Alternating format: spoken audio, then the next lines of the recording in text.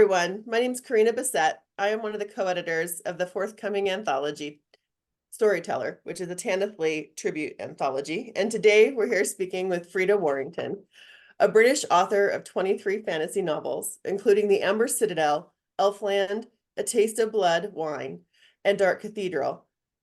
Her work ranges from sword and sorcery, contemporary, alternative history, and supernatural to gothic, vampire romance, and she's gone on to win several awards and nominations and critical acclaim along the way for her stunning and sumptuous, graceful, and seductive prose. She also works as an editor and mentor, collaborating with Storm Constantine.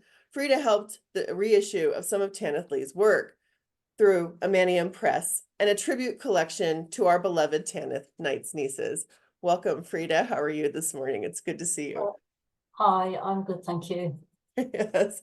So you're joining us from England, Great Britain today, and you are a friend and a collaborator and an associate of Tanith. So we're here to talk about Tanith today, and I was wondering if you wanted to start with your first introduction to the beautiful and fabulous Tanith Lee. Well, I always loved reading. Since childhood, and I grew up with C.S. Lewis and Francis Hodgson. I can't even say it. Hodgson Burnett, who wrote The Secret Garden. I loved the idea of being able to go into a secret garden. Anyway, that led on to Tolkien, the obvious. But as I sort of entered my teens, I was increasingly attracted to fantasy that was a bit more unusual, offbeat, strange, which included writers such as Evangeline Walton, Joy Chant, Patricia McKillip, Michael Moorcock, Ray Bradbury, Andre Norton, Ursula Le Guin, Daphne du Maurier, and of course Tanith. I was already writing what became my first published novel when I first read Tanith's work. And I think I was just hanging out in a bookshop, as I normally did, and picked up The Stormlord and just read the first paragraph, which was so magical, it just blew me away. And I thought, right, I've got to get this. And it continued from there, really. Right. And so your first book that you published was in 1970s, correct? Is that correct? I wrote it in the 70s. I actually first got it published in, I think, 1986. Oh, okay, great. I was at college at the time, and it took me a while of working on the manuscript, finding an agent, finding a publisher, finally seeing it in print. So yes, it's quite a long journey. Yeah. That's fabulous. So you'd read The Stormlord, and then you were reading some of her work, and then you finally met Tanith. Can you tell us a little bit about that? Yes, because I think I met her in 1988, and there was a world convention held in Brighton. And I mean, I've been going to conventions for a couple of years by then, so I had met a few authors. But I think because Tanith was like a big star in my personal universe, she was really like a legend. And we were in a publisher's party, and so I can't remember if I recognised her or if somebody said to me, "That's Tanith Lee." And it was like meeting, like meeting a hero. It was like meeting a goddess. It was, oh my God, there's Tanith Lee. I can't believe. And I was really frightened. She looked very intimidating. She had a very strong featured face, very beautiful. I thought she looked a bit like Joanna Lumley, actually, and very intense eyes. And I thought, she's like my idol. I don't approach her, but I thought, I'm going to do it, because what have I got to lose? So I just went up to her and said, hi, I'm Freda, I'm a writer, and blah, blah, blah. I just want to tell you how much I love your work, all that stuff. And she was absolutely lovely, really, really lovely. She was friendly. She wanted to know all about me. we had a fabulous conversation. The next day, she took me out to lunch, and she said, anytime you come down to London, let me know and I'll take you for lunch. And we did that several times, kept in touch in those days through sort of cards, letters and that. But the thing was that that's what she was like. She loved meeting other writers. She was extremely encouraging to, you know, people like me who were really new. And she would take, not just me, but, you know, numerous other, I'm not sure about male writers, but definitely female writers. She would kind of take us under her wing, give us some encouragement. She loved talking about writing. She always wanted to know what we were doing. And she was so kind. She would, if you said to, you know, asked her, maybe you could read this book and do a quote for the cover, she was more than thrilled to do it. And a number of us who she befriended in that way. She came to think of us as her nieces, which was really lovely. And hence, many years later, we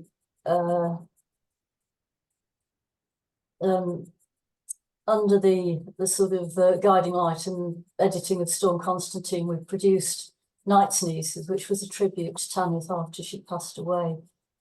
But she was just a wonderful person.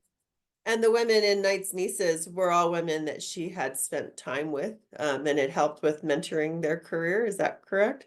Yes. Yeah, they'd either been, you know, friendly with her through correspondence or knew her in person. Some of them were very good friends with her.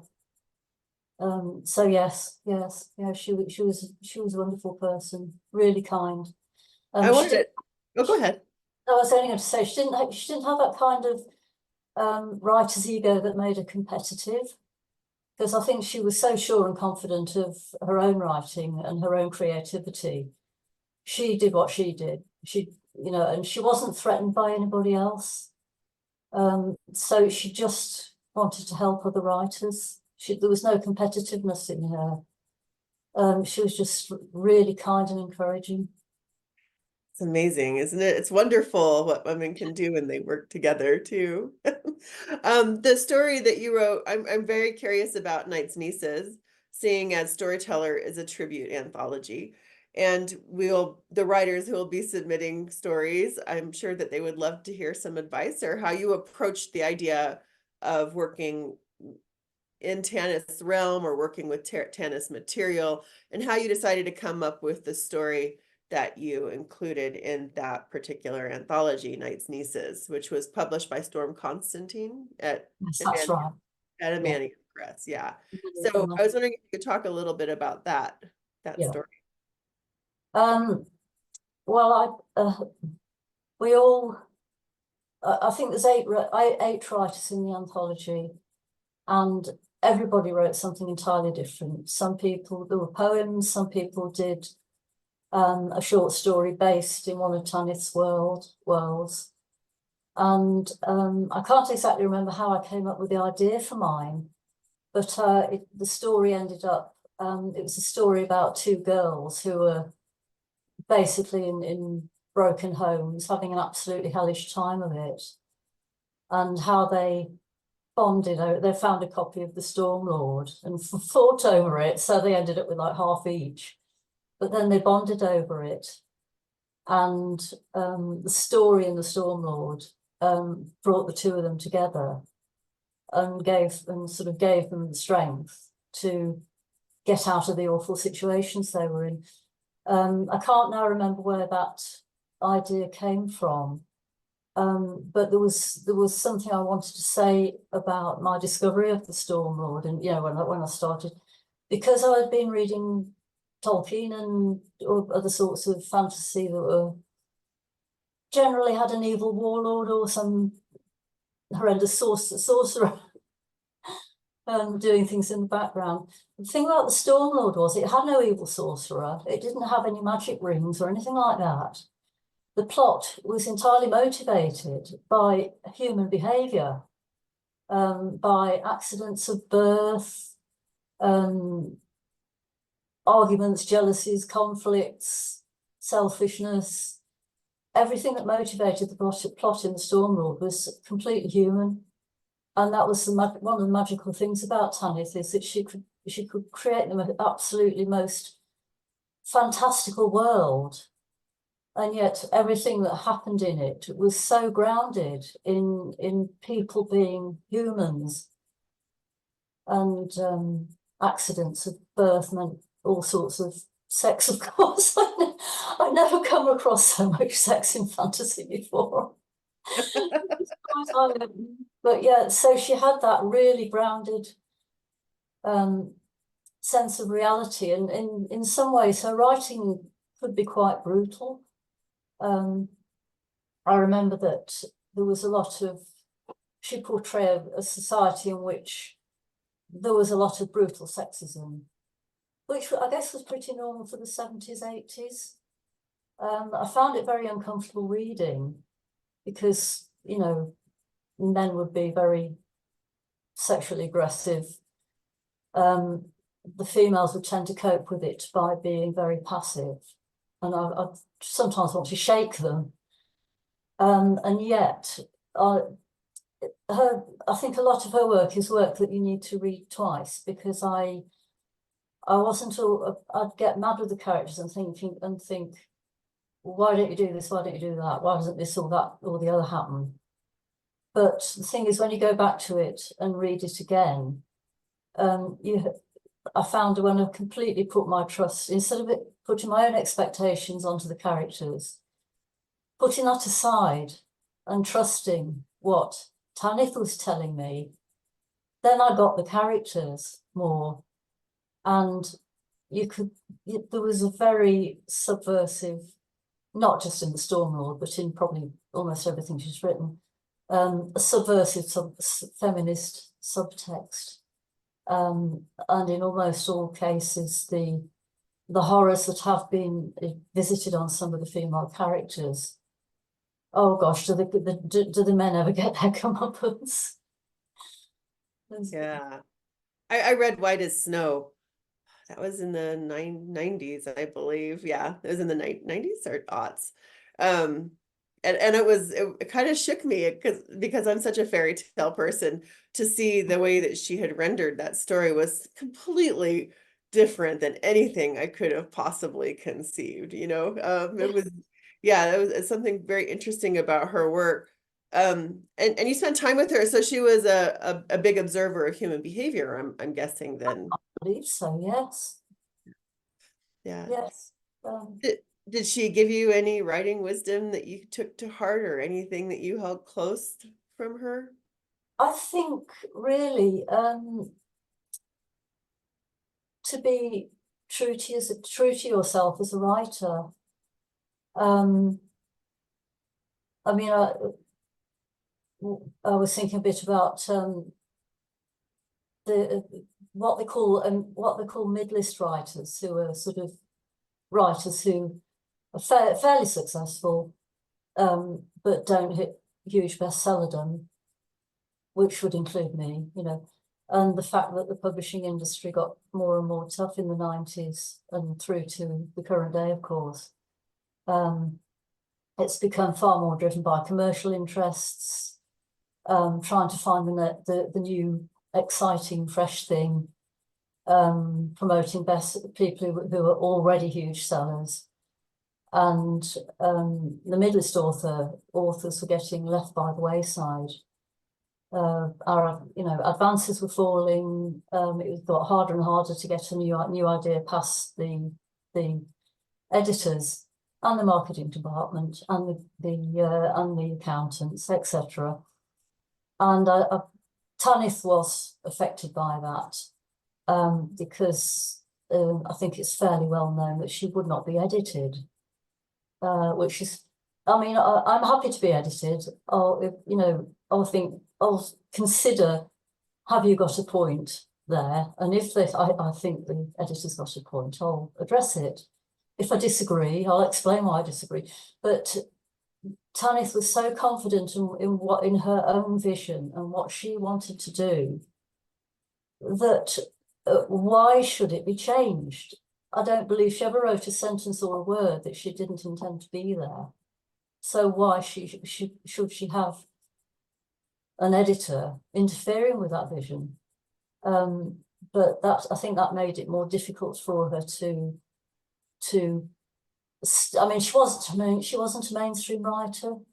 She didn't so much break boundaries as burst through them in a blaze of blood-soaked glory. So she refused. She was true to herself. She refused to conform. She did what she wanted to do, and I think, to me, that was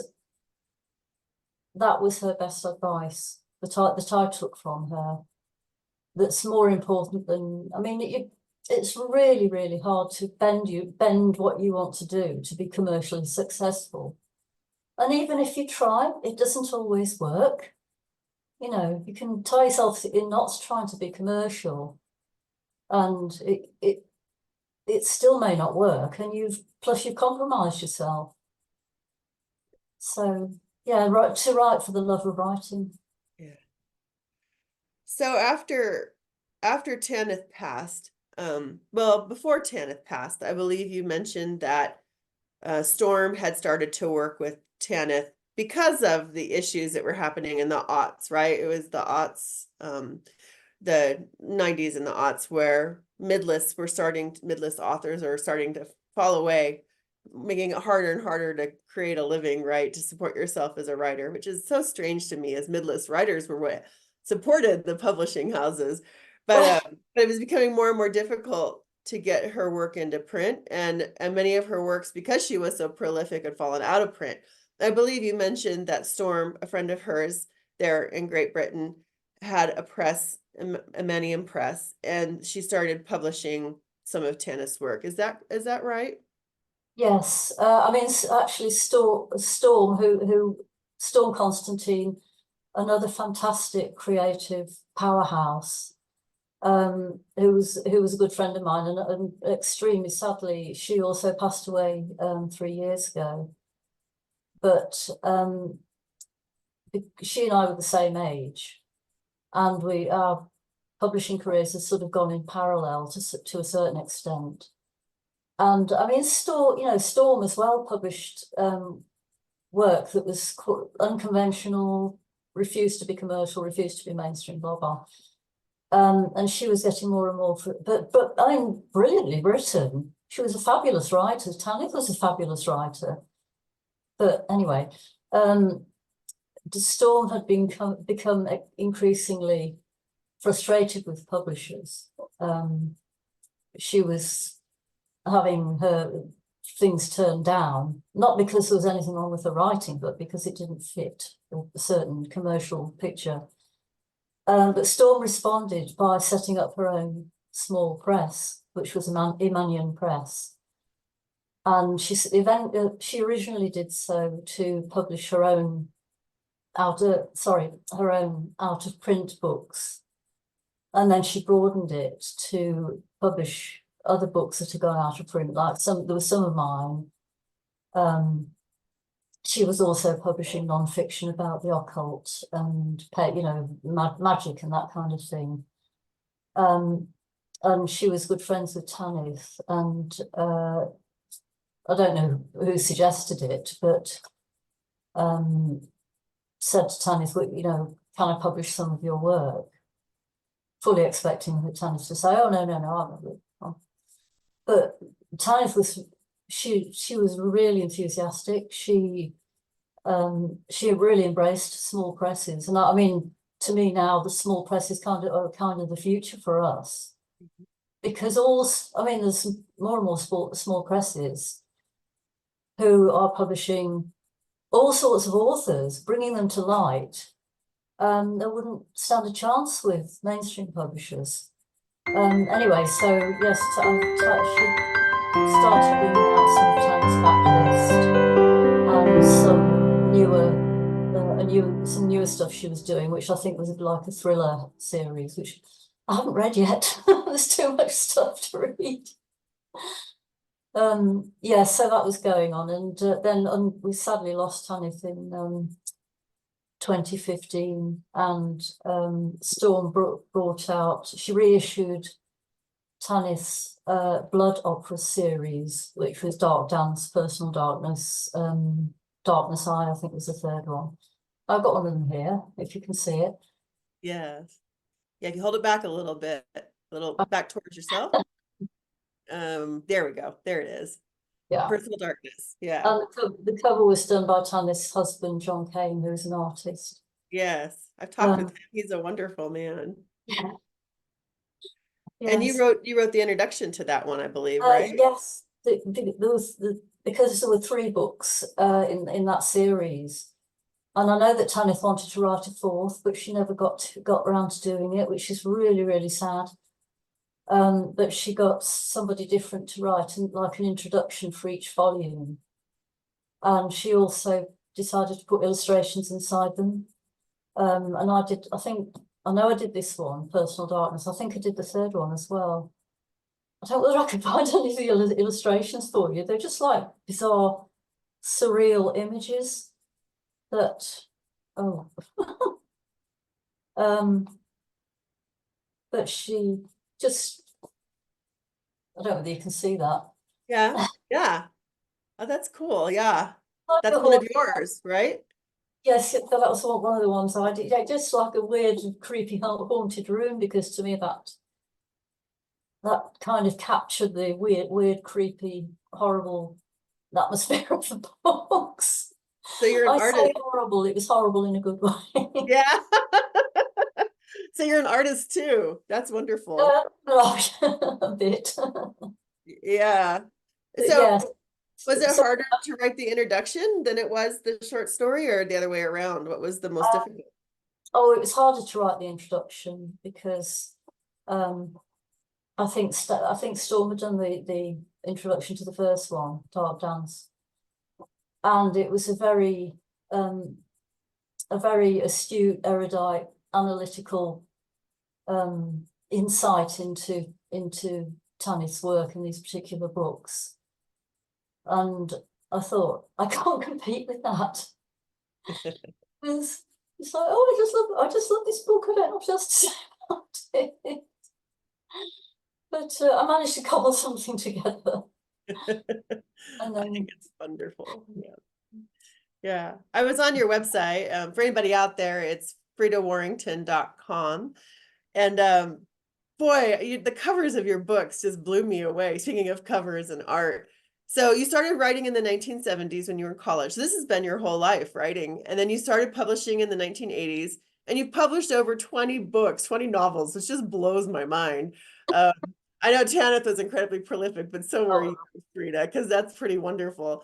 And so I was wondering if you wanted to talk a little bit about your work, because I know when we were talking earlier, you were discussing hybrid authors, publishing with small presses. So I wanted to know if you wanted to let people know what you're up to now and what you're doing with your work, how you're transitioning in this new strange world that we are in today.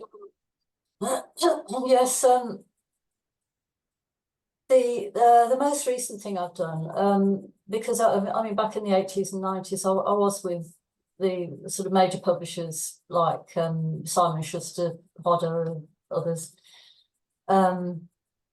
Tor, but more recent, as I've said, more recently it's been harder for some of us, and a lot of authors have kind of gone hybrid, and they're partly publishing maybe in the mainstream, maybe with small presses, but we've now also got the option of publishing our own stuff on Kindle and other platforms. So I've been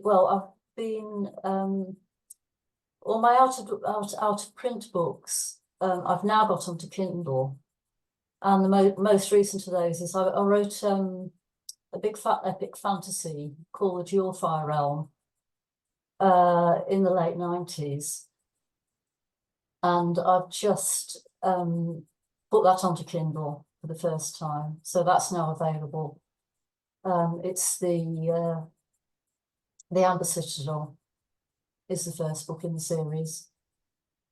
And I'm also working on a new fantasy novel that's actually the very first book I had published, which was called Blackbird in Silver. That was the start of a sort of weird and wonderful sword and sorcery type strange series. And I'm finally, after decades, getting to work on what I hope will be the closing volume. And it's called A Blackbird in Crimson Flame. But it's about a character from the series that I've had stuck in my head for decades. But that will be self-published. I'm not even going near trying to get a publisher for it. That will be self-published. And then I've got other things planned. I want to bring my Jewel Fire world and my Blackbird world together somehow. Yeah, you were mentioning that the things you write are interconnected. They're interconnected world in a world. They all exist in a similar plane. Is that correct? Yes, I think of them as although I've written in different genres, I think of everything being interconnected in my internal imaginative landscape, which, if you think about it, for everybody, that it's infinite in there, isn't it? Right. So I see everything as being interconnected as if by a web. And there are in some of my books, there are little references to things that have happened in other books that you probably would only notice if you'd read everything I've written, but I know they're there. Love that. I love it when authors do that. I just love it. Yeah, yeah. Thank you so much for coming today. Is there anything else you wanted to talk about? Anything I might not have covered? Anything else that you might want to share before we finish up today? Oh, I don't know really. I'm just really happy that you're doing this project about Tanith, because I think authors like her can be, and another one is Evangeline Walton, and authors like them are in danger of being forgotten. I also wanted to say a word about the fact that because I read so many female authors when I was young, it didn't occur to me that I didn't find out that there was a certain sexism against female authors, not just in general, but also it's particularly in science fiction fantasy. And I'm grateful I didn't find out until many years later. When I did start falling over it and coming across it, I found it extremely upsetting, disturbing. I mean, the literature output of women is so broad and so fascinating and so rich. How dare they do that to us, really? So I'm always wanting to promote people like Tanith, people like Storm Constantine, Evangeline Walton, Joy Chant. Yeah. And I'm really, really happy that you're doing this project to try and keep authors like Tanith central in our memories. So thank you for that. Yeah, thank you. Yeah, it's important to me. In particular, I've done quite a bit of research, and to see the struggles that women authors were dealing with when they were writing in the 80s and 90s in particular, with the sexism that existed. It's very, very real. And then to see many of these women that bridged the gap, that created the foundation for women writers today to be able to do what we're doing. It's really important, and Tanith is so important to so many people. What we're finding is that the people who know about her are really excited about this project, but we're really hoping to bring her work to a new generation as well. It has a timelessness to it that I think is just Tanith, right? Yes. So. Thank you so much again for being here today, everybody. This is Freda Warrington. So yeah, it's just really great to speak with you. So thank you very much. Thank you. Thank you. Thank you.